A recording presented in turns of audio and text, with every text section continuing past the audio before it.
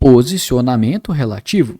Vamos entender esse primeiro valor da propriedade position, que é de fato interessante e a gente pode querer utilizar em alguns casos. A gente vai ver que com esse valor para position, a gente consegue deslocar elementos utilizando 4 outras propriedades: top, right, bottom e left. Vamos ver.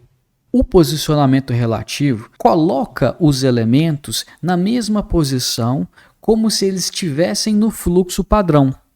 Só que, se o elemento tem position relative, a gente pode deslocá-lo para um lado ou para o outro, utilizando essas propriedades top, right, bottom e left. Vamos ver esse exemplinho aqui. Ó. Nós temos uma div com a classe relativo 1 e depois tem outra div com a classe relativo 2. Reparem, uma div não está dentro da outra, é uma depois da outra. E aí o que eu fiz? Bom, essa relativo 1 simplesmente tem um position relative, mais nada. E a relativo 2, ela também tem o position relative, mas aí eu estou utilizando 2 dessas 4 propriedades aqui. Ó. Eu utilizei left de 30 pixels e top de menos 10 pixels. E aí olha o resultado, é isso aqui. Ó. A primeira div comporta-se como static, é essa roxinha aqui. Ó.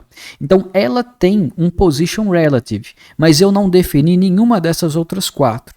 Então, ela, mesmo tendo position relative, se comporta como se estivesse no fluxo padrão.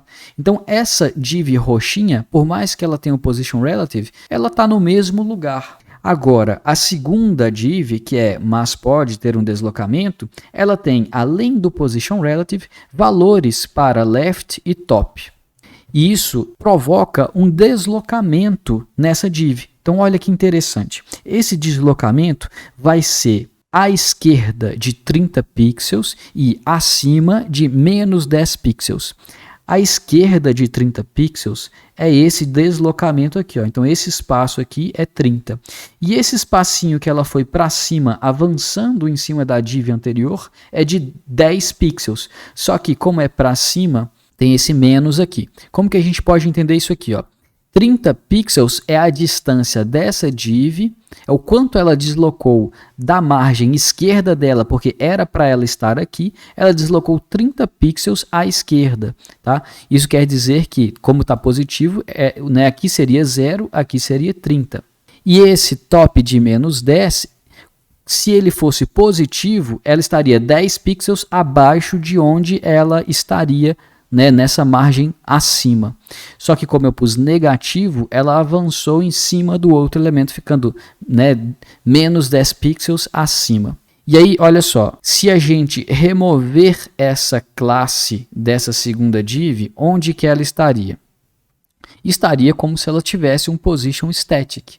Tá? Ou seja, quem definiu a posição desse cara? O próprio navegador, né? Seguindo o fluxo padrão. Divs são elementos block, eles ficam de cima para baixo. Mas eu colocando ele como relativo e definindo deslocamentos para ele, aí ele ficou 30 pixels à direita de onde ele estaria se ele fosse static e menos 10 pixels acima do que ele estaria se ele fosse um position static. Tá? Foi isso que aconteceu nesse caso aqui. Vamos entender detalhes. Então, o elemento continua no fluxo normal, a menos que ele tenha as suas propriedades top, right, bottom e left ajustadas. Então, a posição desse elemento com position relative e valores diferentes aí para top, right, bottom e left, ela é ajustada em relação à sua posição original, como se ela fosse static. E os elementos que são posteriores a um elemento com o position relative não são ajustados para ocupar eventuais buracos na página.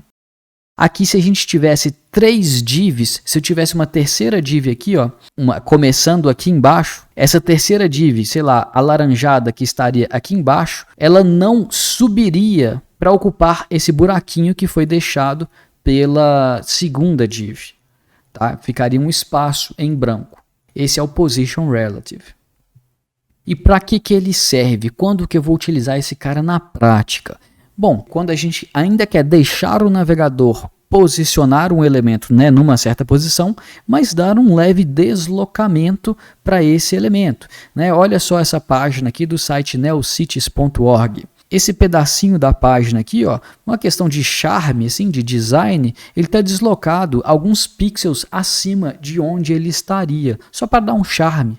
Então, olha só, esse cara aqui, ó, ele tem um ID registrar com um position relative e a posição top menos 20. Aí ele foi e subiu 20 pixels acima aqui de onde ele estaria se ele fosse static. O que mais? A gente pode simular cliques de botão ou o efeitinho visual dos cliques de botão, mesmo para, sei lá, imagens, parágrafos, etc. Olha que interessante. Eu tenho essa imagem da estrelinha e eu coloquei um position relative nela, mais nada. Só que quando na pseudoclasse active, que essa pseudoclasse ela aparece quando o mouse está sendo pressionado, né? A gente está apertando o botão do mouse no elemento, nesse momento ela vai ter um left de -3 e um top de -3. Olha que legal, eu vou clicar e vou pressionar. Aí a estrelinha subiu e foi para a esquerda, -3, -3. Vou soltar, ela desceu. Então olha que legal, eu fico clicando e ela fica dando uma leve deslocadinha à esquerda e acima. A gente também pode utilizar o position relative para definir um plano de referência para os filhos que estiverem com position absolute, que a gente vai ver mais para frente.